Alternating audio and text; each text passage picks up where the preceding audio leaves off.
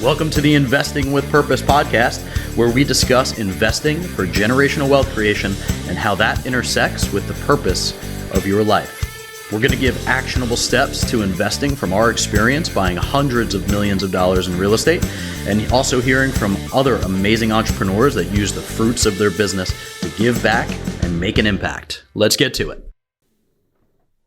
Welcome back to the Investing with Purpose podcast. My name is Steve Libman. I'm here with Justin Bosak. What's up, man? What's going on, brother? How you been? So first of all, we're in Justin's offices in Spring Lake, New Jersey. The whole team flew in. Justin was gracious enough to give us his conference room so that we could do our quarterly meeting, right? So end of the year, it's December 27th. We're looking back over the last year. What have we done? What have we done right? What have we done wrong? What will we do different next year? And we don't have an office. We've been remote for 12 years. Everybody's all over the country. We invited everybody up for our Christmas party. We said, hey, let's do our quarterly when we're all together. Justin opened up his beautiful new office to us, beautiful conference room. So thank you so much for having us. The team came in from Dallas, Florida, South Carolina, North Carolina. We got two people here in Jersey, one from DC. And we've already spent about 3.5 hours in your conference room, about halfway done with our meeting. We should be ready for our Christmas party by 6. Nice. So, yeah, I'm just happy somebody chose Jersey to come back during the winter. I mean, that's my wife's fault. She's got 44 family members here and her mom. So that's how we ended up picking it. But it's cold here. It's a little frigid. I don't miss it. It was like 15 degrees the other day. It was like 8 Yeah. in the middle of the night. Crazy. All right. So thanks for having us. Office is beautiful. You guys did such a good job with it. We want to talk a little bit about what you guys have been up to, the expansion, obviously, second location, some of the other things you're doing. So just give the folks a quick, brief background as to what RE/MAX Revolution is intending to be and will continue to be. Sure. So my name is Justin Bosak, partner and owner of RE/MAX Revolution. As Steve said, our second office, which we're at right now. The short story is we had trouble kind of doing what we wanted to do in real estate under other people's brokerages. We had to kind of go our own way. Previously to owning the brokerage, we had a team. The team was at that time about 12 agents. The office started with about 15 to 20 agents. And today, just 4 years later, we have 160 agents in-house. And it was based on our core values and what we thought was necessary for agents to succeed. It was adding staff, innovating with some different things to take things off the agent's plate that would make them more money, put them in more conversations with clients, and just to do more deals and focus on volume, versus dealing with the day-to-day stuff, the marketing, the advertising, the putting the signs up, the dealing with the open houses, things like that. And it's been successful. That's amazing. Yeah, so 4 years. Well, so first, I want to touch on something that always stands out to me. So you had another business that you were a part of, and then you guys had to, quote, go your own way, which means you're unemployable, like me. So most entrepreneurs eventually say, I can't work for somebody else because I think I could do it better, which is fine, right? Like, that's okay. That's how we innovate. And then growing to 160 agents, that's incredible. That's a huge level of growth. And the market certainly it has been good the last couple of years. It's starting to cool off a little bit, right? A little bit. But we're not worried about it because Interest our rates. agents have been focused on, again, volume and doing what they do best. So, I mean, the market's going to do what the market's going to do. Our job as brokers are to supply you with the tools to make you be the best agent that you can possibly be, and then also build on your business each and every year. So we do goal settings as well. We just had 2 agents in the office today to work on their goal settings for the year and doing the same thing like you're doing. Looking back, seeing where their strengths are, finding out where the weaknesses lie, and then coming up with a custom plan for them so they can succeed and, focus on what they're maybe missing. So one of the agents that was in today, she was doing some flipping and stuff like that. That took her eye off the ball as far as, regular clients. Yep. So she stopped doing the flipping because that kind of dried up. Now we got to get her back going. And it's really kind of back to the basics is what we're looking at real estate right now. Whether it's calling, I haven't called in a couple of years because I was so busy. Okay, now we got to get back to doing that. You got to restart. because if you're just laying around sitting, waiting for people to call you, it's probably not going to happen at the scale that you need it to grow your business for the next year.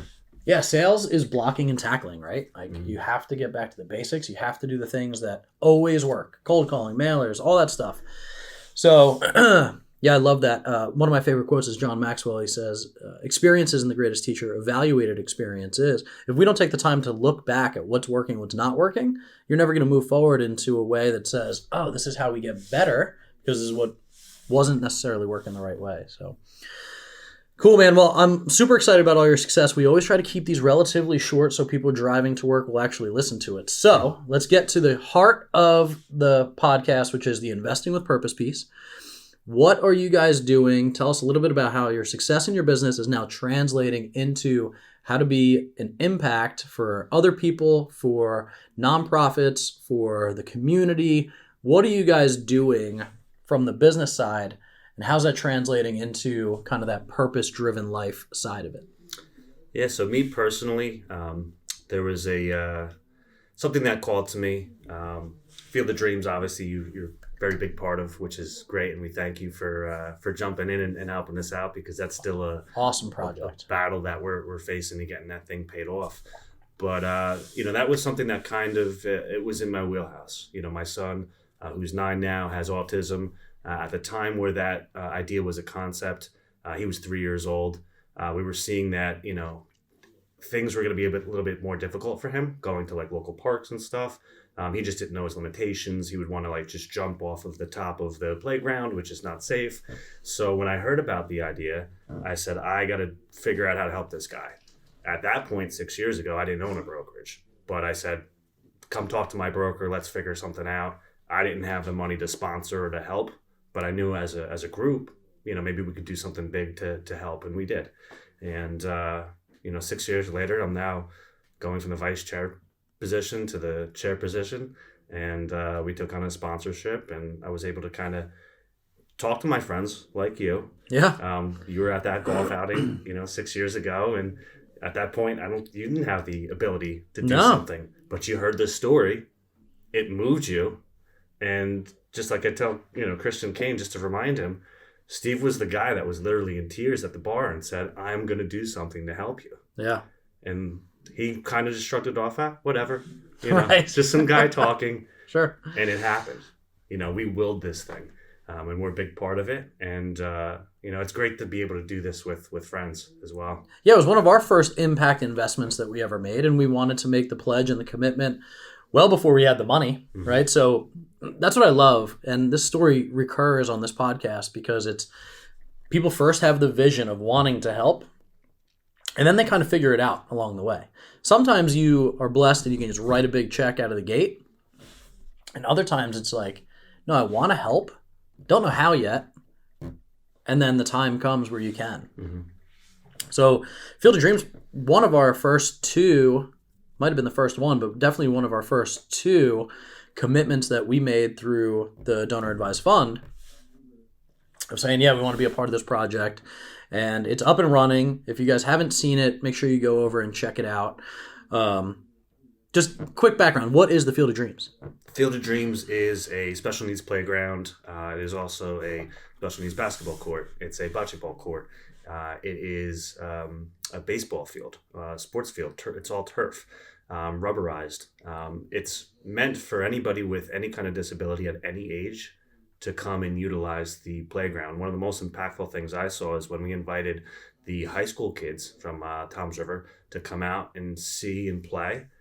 The joy, that I saw, and I realized, because again, my son's now older, so he can go to the typical parks, but it is a little bit more challenging for him. I never saw those kids at those parks. And I was like, oh my gosh, this isn't just for kids. This is for older, and now we have seniors that are coming in with wheelchairs or with walkers utilizing the space because it's friendly for wheelchairs. We have a wheelchair charging station. You can have a walker and come through. So it's really anybody with any kind of disability can come and utilize it. But it's a $6 million complex. Amazing. And it was built literally from one man's brain. Christian Kane had a tragic car accident, and had the idea of just having a baseball field because he said, I want my son to play baseball. I want to be able to build something because there's nothing around here. And then all of a sudden the community got involved, and it was like, what about this? What about that? What about this need? What about that need? And this is a culmination of a community coming together and building this massive project that literally I don't think a township or a county or even the state could have done what we did as a community. No, and that's what I love about purpose-driven investors and entrepreneurs is that the entrepreneurs are really the tip of the spear. We're the ones that are making things happen like this. Because if you leave it up to the government, we know how they spend money. Oh, yeah. Right? It would have been a $20 million park, and it would have taken 10 years.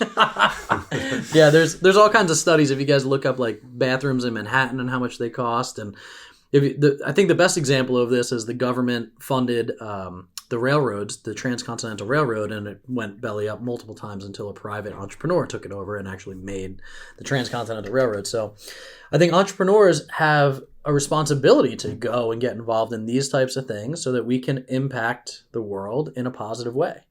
So what's your plan moving forward? How do you continue to look at the intersection of your business success and how you continue to make an impact in different cultural communities, all these different things that, let you feel good at night? Because what I really loved about what you said about the high school kids going is they probably don't have a lot of opportunity to serve other people, right? I think volunteerism is something that has probably fallen a little bit by the wayside in the last couple of decades with these kids. And then to see the joy of them going out and volunteering and serving and recognizing that the Bible is right when it says it's better to give than to receive, and to give of yourself and to give of your time and talent and treasure is incredible. So that I love that these kids are getting involved on that level, and you're probably inspiring a whole new group of entrepreneurs and volunteers in the future. What do you plan to continue to do in 2023? Obviously, you're moving into this chair position. What's the vision for you in terms of business owner and volunteer?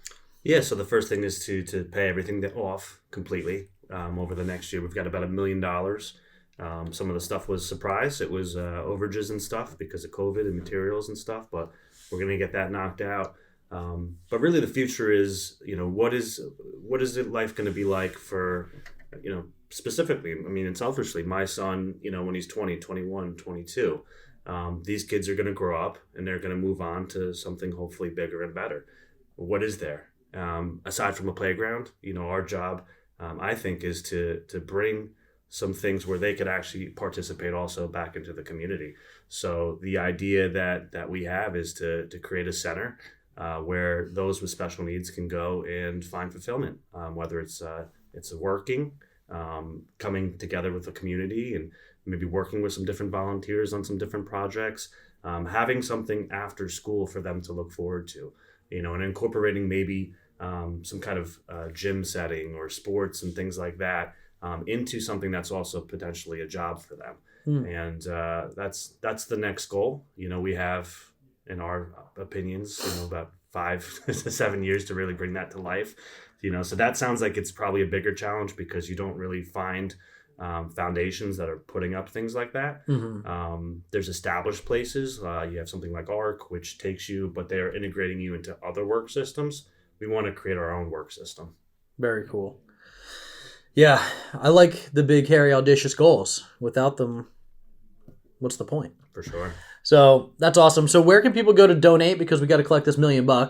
Where's the website? Where can they click the donate now button? Where do they go? Yeah, so you can find us on Instagram and Facebook, but the website is www.rwjbhfieldofdreams.com. If you type in also on Google, Tom's River Field of Dreams, you should be able to find it that way as well. Yep, and we'll have the link in the show notes so you guys can just go and be generous. It's the end of the year. You have 3 more days, so let's write some big checks. Let's be impactful. Cool. Justin, love you, man. Thank you so much for you too, brother. Everything that you're doing. I'm so glad that the Lord put us together, 10, 12 years ago now, and love to see all your success. Love to be hanging out in your offices and seeing all these agents coming through and doing quarterly meetings, and it's really fun to have grown together over the last couple of years, and excited for the next 10 years. Absolutely, man. Cool. Thanks for listening to the Investing with Purpose podcast. Go be purposeful. See ya. Thanks for listening to the Investing with Purpose podcast. If you're interested in learning more or potentially partnering with us, go to investingwithpurpose.org to learn more. We'll see you next time.